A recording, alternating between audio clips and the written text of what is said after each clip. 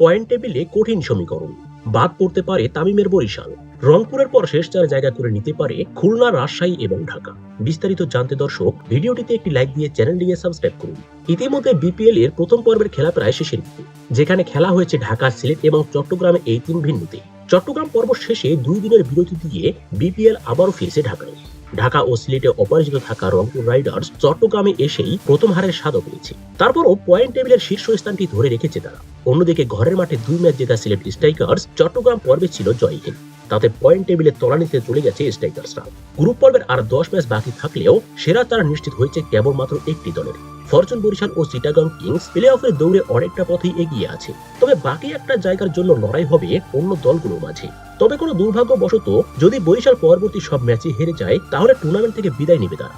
অপরদিকে রাজশাহী, খুলনা এবং ঢাকা যদি তাদের পরবর্তী সব ম্যাচ জিতে, তাহলে রংপুরের পর এই 3 দলই হবে সেমিফাইনালিস্ট। তো চলুন দেখে নেওয়া যাক পয়েন্ট টেবিলে কার অবস্থান কোথায়। 9 ম্যাচের 8টিতে জিতেই ইতিমধ্যেই কোয়ালিফায়ার সবার আগে নিশ্চিত করেছে রংপুর রাইডার্স। 8 ম্যাচে 12 পয়েন্ট নিয়ে 2 নম্বরে আছে বরিশাল।